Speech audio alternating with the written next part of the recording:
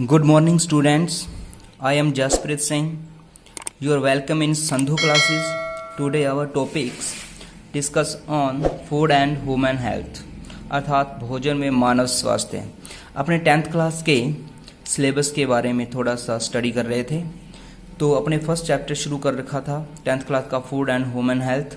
तो उसमें अपनों ने विटामिन्स कर लिए थे, तो नॉर्मल जो डेफिनेशन थी वो कर ली थी। तो आज बच्चों अपने खनिज कुपोषण या मिनरल्स मल न्यूट्रिशंस के बारे में स्टडी करेंगे।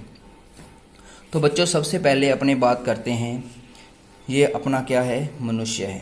ये क्या है, मैन को किन किन चीज़ों की, किन किन मिनरल्स की ज़रूरत होती है और वो कहाँ से प्राप्त करता है, और यदि उसकी कमी हो जाए मिनरल्स की तो कौन से रोग उत्पन्न होते हैं, उनके बारे में अपने स्टडी करेंगे। सबसे पहले अपने बात करते हैं कैल्शियम की। बच्चों देखिए आपको पता होगा, आपने फॉर्मूला देखा होगा, कैल्शियम ऑक्साइड, कैल्शियम हाइड्रोक्साइड, ये चीज़ें देखी होंगी, देखी है ना। इसे क्या कहते हैं, बुझा हुआ चूना, इसे कहते हैं बिना बुझा हुआ चूना। ये बुझा हुआ चूना क्यों है, क्योंकि OH H2O से बना है। जब कैल्शियम ऑक्साइड की अभिक्रिया H2O से करवाई जाती है तो क्या बन जाता है, कैल्शियम हाइड्रोक्साइड बन जाता है। ठीक है, तो बात करते हैं शरीर में कैल्शियम कहाँ से प्राप्त होता है। दूध, अपने दूध पीते हैं, उस दूध में कैल्शियम होता है, दही में कैल्शियम होता है, हरी सब्जियों में कैल्शियम होता है, फल में कैल्शियम होता है और अंडे में भी कैल्शियम पाया जाता है। बात करते हैं कैल्शियम से कमी, पहले जो कमी हो जाती है कैल्शियम के शरीर में, तो उसमें से रोग कौन से होते हैं। एक होता है रिकेट्स रोग। बच्चों जो रिकेट्स रोग होता है वो छोटे बच्चों में पाया जाता है, हड्डियों के पतलापन आ जाता है, और उसमें ये बात आता है ऑस्टियोमलेसिया, जो बड़े लोगों में, जहाँ बड़े बुजुर्ग लोगों में पाया जाता है। हड्डियों में क्या होता है, भुरभुरापन आ जाता है, भुरने लग जाती हैं, अपने आप ही टूटने लग जाती हैं, हड्डियाँ कमज़ोर हो जाती हैं। उसके बाद बात करते हैं कार्य क्या होता है। विटामिन डी के साथ मिलकर, जो अपना कैल्शियम है विटामिन डी के साथ मिलकर दांतों व हड्डियों को मजबूत बनाता है। क्या बनाता है, दांतों व हड्डियों को मजबूत बनाता है। इसके बाद बात करते हैं बच्चों सोडियम की। जो सोडियम होता है बच्चों किस में पाया जाता है, नमक में। आपने नमक का फॉर्मूला देखा हुआ, सोडियम क्लोराइड, देखा है ना बच्चों, सभी ने क्या देखा है, सोडियम क्लोराइड होता है ये नमक का फॉर्मूला। इसमें क्या पाया जाता है, सोडियम और क्लोरीन पाई जाती है, दोनों मिलकर सोडियम क्लोराइड अर्थात नमक का निर्माण करते हैं। तो ये किस में पाया जाता है, नमक। मछली, क्योंकि मछली समुद्र में पाई जाती है तो वहाँ के पानी खारे पानी में रहती है। खारा पानी होता कौन सा, NaCl ही होता है। तो उसमें क्या होता है कि मछली के शरीर में पानी जाने के कारण वो भी कैसी हो जाती है, सोडियम क्लोराइड की भरपूर मात्रा उसमें पाई जाती है। मीट, अंडे, दूध में भी सोडियम पाया जाता है। तो सोडियम के कार्य क्या होते हैं बच्चों, देख लिए। सोडियम का कार्य होता है मांसपेशियों में संकुचन, जो अपनी मांसपेशियां होती हैं उनमें संकुचन का कार्य बच्चों कौन करता है, सोडियम करता है। कौन करता है, सोडियम करता है। जो तंत्रिकीय आवेग, जो तंत्रिकीय आवेग संचरण, जो तंत्रीय आवेग अपने शरीर में उत्पन्न होते हैं, जैसे तंत्रिका या अपने जो फिंगर है, पाँव के फिंगर में कुछ दिक्कत हो जाती है, चोट लग जाती है, तो वो जो आवेग उत्पन्न होते हैं अपने माइंड तक जाते हैं, उद्दीपन जो अपने माइंड तक जाते हैं बच्चों, वो किसके द्वारा होता है, वो सोडियम के द्वारा ही होता है। शरीर का संतुलन बनाना, कहने का मतलब जो शरीर का संतुलन भी किसके द्वारा बनाया जाता है, सोडियम के द्वारा ही बनाया जाता है। शरीर का विद्युत अपघटन, शरीर का विद्युत अपघटन भी सोडियम के द्वारा ही किया जाता है। इसके बाद बात करते हैं बच्चों अपनी पोटेशियम के बारे में।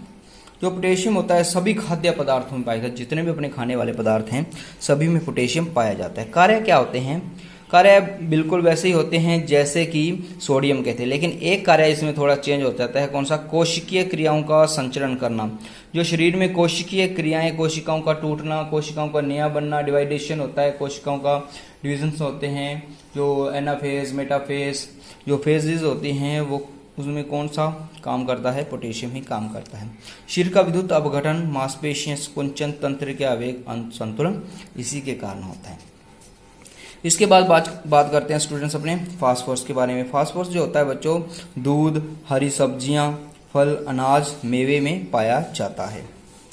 ये क्या करता है, जो कैल्शियम के साथ मिलकर फास्फोरस दांतों वे हड्डियों को मजबूत कराता है। जैसे कैल्शियम फॉस्फोरस जो होता है, ठीक है।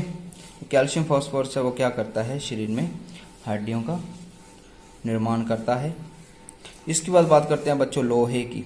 जो लोहा होता है आयरन होता है। जो लोहा होता है हरी सब्जियों में पाया जाता है, फल, बाजरा, गुड़, यकृत, यकृत मतलब लीवर में भी लोहा पाया जाता है, सेब, ठीक है।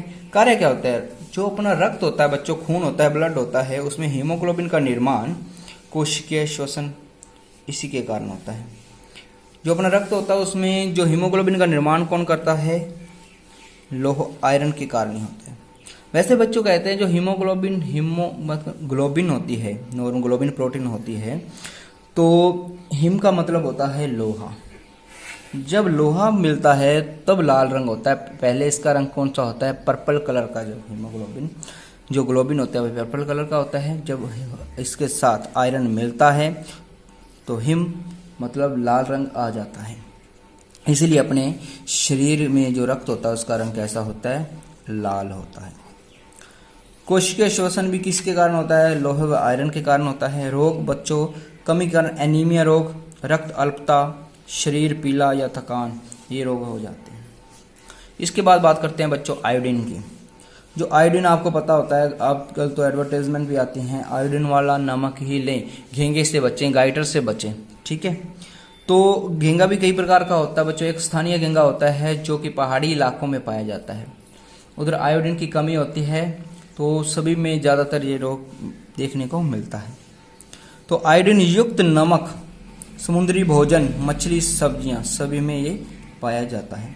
कार्य क्या होता है बच्चों, उसका कार्य होता है थायरॉक्सिन हार्मोन के निर्माण में मदद करता है। क्योंकि थायरॉक्सिन हार्मोन का स्रावन कब होगा, जब आयोडीन की भरपूरता होगी। तो उसके बाद रोग कौन सा होता है, थायरॉक्सिन हार्मोन।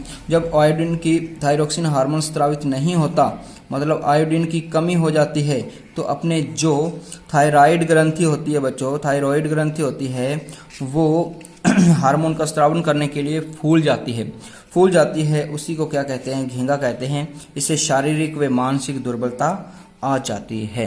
क्या उनसे आती है, शारीरिक मानसिक दुर्बलता आ जाती है। बच्चों आज अपनों ने फूड एंड ह्यूमन्स हेल्थ के खनिज कुपोषण का मतलब आपको बताया हुआ है। जैसे कि किस चीज़ की कमी के कारण कोई भी फूड में किसी मिनरल्स की, प्रोटीन की, कार्बोहाइड्रेट की कमी है, तो उससे होने वाला रोग या किसी भोजन में पोषण की कमी, कहने का मतलब मिनरल्स की कमी, पोषक तत्वों की कमी के कारण जो प्रभाव पड़ते हैं मानव शरीर पे, उसे ही क्या कहते हैं, दुष्प्रभाव कहते हैं। जो कुपोषण के कारण, कुपोषण का मतलब होता है भोजन में पोषक तत्वों का न पाया जाना, ऐसा भोजन। तो बच्चों आज के लिए इतना ही, कल अपने नया टॉपिक लेकर आएंगे। आज की क्लास देखने के लिए थैंक्स।